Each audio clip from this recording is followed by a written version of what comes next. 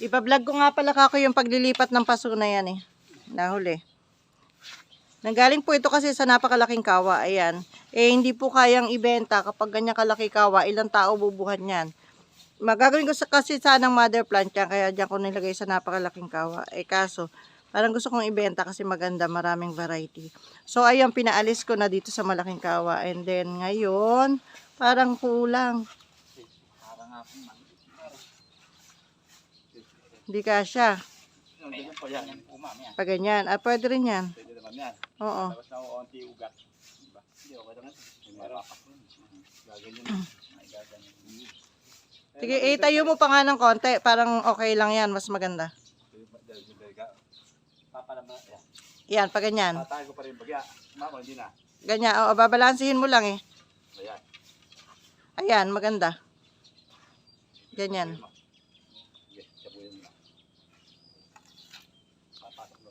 Ito po ay multi-graft na, hard stem na siya. Hinebe prune ko.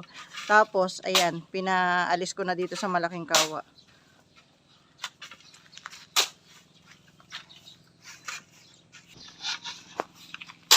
Pagka siguro ganyan eh, pwede nang ibenta yan. Kaya nang buhatin yan.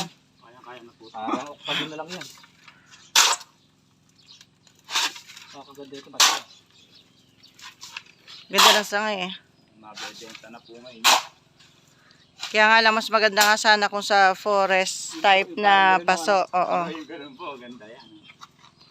Ay di, pag nakabili ka na, ilipat ulit. Hindi naman kumapatay. Hindi, maganda tayo sa forest nga, mama.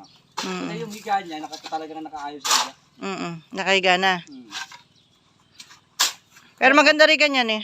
Ay ba, maganda rin naman dahil nakatayo naman na yung mayabong pa nga yan.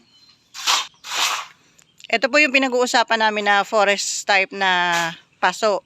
Ayan, mas maganda daw kung dyan na itanim. Kaya lang parang malaki yung puno niyan, parang mababaw itong masyado pagka ganyan ang ilalagay. Medyo lalaliman nun ako dyan. Malalim yung paso. Eh, wala nang ganun. Ito lang yung style nila ng paso.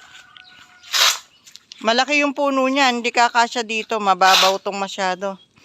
Pagka ganyan daw po pagkakatanim, mas maganda. Kaso, nag-iisa lang po itong paso namin na to.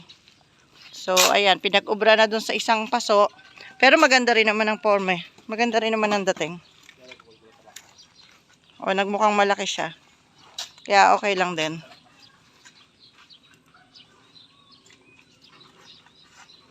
Bablog ko sana ako, nahuli ko, nakalimutan ko. Nag-e-edit pa kasi ko eh.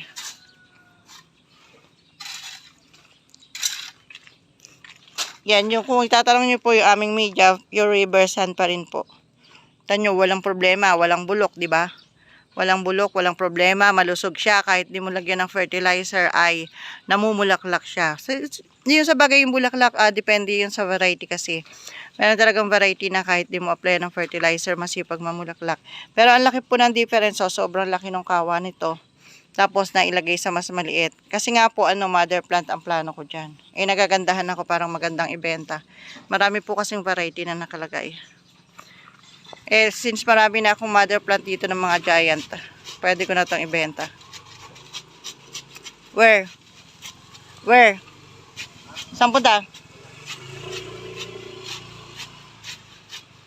Tubig. Oo, maganda tapos tubig.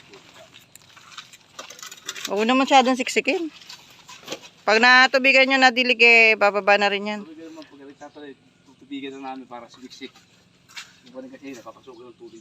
Eh misa kasi may mga ugat na malalaki hindi mapasok, kaya pinapatusok ko rin pagka nagtatanim. Pero wag mo masyadong tadtarin ng tusok, konti lang. Baka ma-damage yung ugat. Tubigan na namin. Para pasukin, bumaba yung mabigtigat pa ng buwan. Ayan, di ba ganda rin ang forma? Masyado malaki yung puno, hindi kakasya dun sa forest type na pot. Maganda pa po sa kasama. So ayan, pagkatapos ay diniligan. Kasi nakalagay na siya sa full sunlight. Kaya kailangan niyang diligan. Mahirap po kasi maglagay ngayon sa ilalim ng mangga dahil madalas ang pag-ulan. Kapag nasa ilalim ng mangga na ulan, tapos di natuyo agad, nabubulok naman po yung mga sanga. Kaya hinintay ko muna mag-hard stem para mas malaki ang laban nila dito. Hindi basta-basta malalanta. Paki-check mo kung lumalabas sa butas, ano.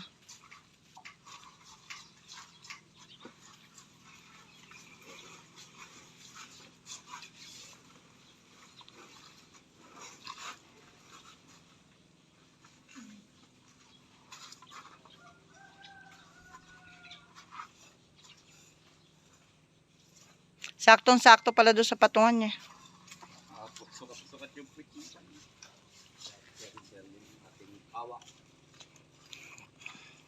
So, ang kawa ngayon, paano mangyayari? Pwede ito mag yung gagawin natin mother plant. Saka sakali na medyo mababang ang mother plant. Eh, doon yung nabuhatin. Pag ilagpas mo na sa mama ko doon at ihahanap ko ng pwesto para lagyan ng mga rooted natin na gagawing mother plant. Doon na po talaga gagawin na. Asan ba butas niyan? Ito ma'am? Hindi, ito. Ito malalaki buto ito ma'am. Sa ilalim. Malaki buto niya ma'am. Pag napatungan ng tatlong ganun niya na buwan. Isama mo na yung 3 patungan para paayos ko doon. Nagpaayos ako doon sa 4 na lalaki doon eh.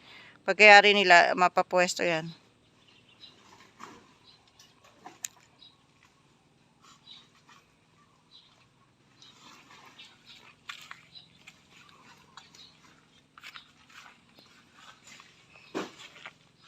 Siguro yung natirang buhangin na rin, pwede mo na itambak dito at napuputik dito eh. Nakalat na nga lang po ako dyan eh.